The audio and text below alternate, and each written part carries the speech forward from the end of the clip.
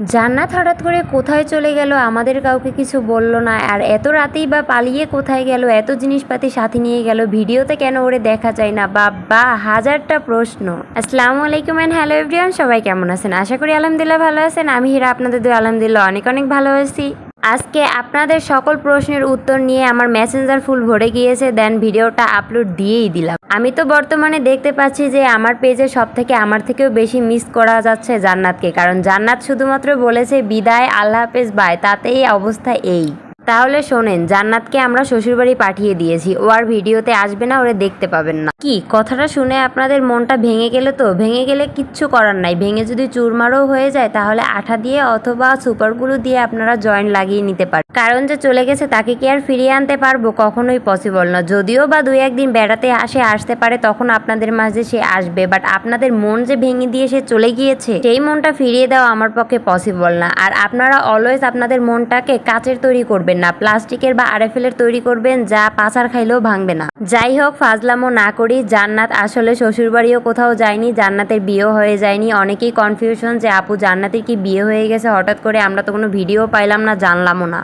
আমার একটা মাত্র বেআইনের যদি বিয়ে হয় অবশ্যই আপনারা আগেই জানতে পারবেন, আপনাদের না জানিয়ে তাকে বিয়ে দিয়ে দিব না। মূল কথা হচ্ছে জান্নাত এবং জান্নাতের ফ্যামিলি সবাই তাদের গ্রামের বাড়িতে চলে গিয়েছে। তাদের বাড়ি হলো ময়মনসিংহে। আর জান্নাত পুরোপুরি এখনো ময়মনসিংহ চলে যায়নি, সে আবারও আসবে মাসের শেষের দিকে, মানে প্রায় 1 সপ্তাহের জন্য বাড়িতে চলে গিয়েছে মাল জিনিস নিয়ে, সেগুলো গুছিয়ে রেখে আসবে। দেন 5-6 মাস ঢাকাতে আছে সে।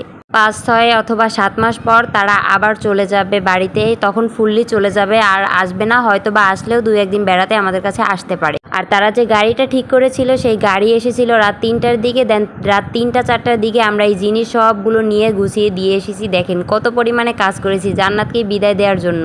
যদিও ফুল কাজ আমি করিনি, সব এলোমেলো বলেন, সব গুছানো বলেন, সবকিছু জান্নাত একাই করছে। শেষমেশ যখন গাড়িতে উঠাবে তখন আমি জাস্ট একটু হেল্প করলাম, আর হেল্প করতে গেলেও আমার হাতের অবস্থা 12টা বেজে গেছে। 10টা না 5টা না, একটা মাত্র বেআইন আপনাদের আদরের জান্নাত, তাকে যদি আমি এত কষ্ট দিই তাহলে আপনারা কি আমাকে ভালোভাবে দেখবেন? এর জন্য তাকে বেশি একটা কষ্ট দেই নাই। দেখেন ঘরটা পর্যন্ত আমি ঝাড়ু দিয়ে পরিষ্কার করে দিয়েছি।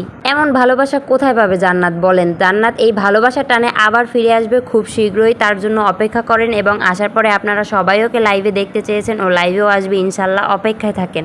আর সব থেকে বড় কথা, জান্নাতের সাথে আমারও যাওয়ার কথা ছিল, বাট আমার ভাইয়ের ছুটি না হওয়ার জন্য আমি আর ভাইয়া যেতে পারিনি। ভাবিও চলে গিয়েছিল তাদের সাথে।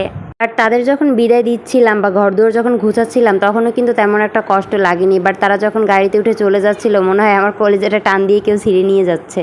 যদিও তারা 1 সপ্তাহের ভিতরে আবার ব্যাক করবে, কিন্তু কেমন জানি একটা একা একা লাগতেছে সবসময় একসাথে থাকা। আপনারা সবসময় দেখেন যে কোথাও ঘুরতে গেলেও, খেতে গেলেও, যেখানে যাই সবসময় জান্নাত আমি একসাথে থাকি। আর এখন এই 1 সপ্তাহ আমি ফুল ঘরবন্দি, তারাও নাই, আমার একাকে কাটাতে হবে। এমনকি ওরা যে চলে গেছে শুধুমাত্র আমার যে খারাপ লাগছে তা না, আমার ছোট বোন সুমাই সে তো প্রায় কান্না করেই দিবে যে আমাকে ছাড়া যাইতে তার ভালো লাগতেছে না। বাট ওই যে পরিস্থিতির শিকার, কিছুই করার নেই, এর জন্য তারা চলে গিয়েছে। যদিও আমাদের যেতে বলেছিল পরের দিন, আমাদের সম্ভব না যাওয়া। ইনশাল্লাহ আবার দেখা হবে, তারাও খুব তাড়াতাড়ি ব্যাক করতেছে।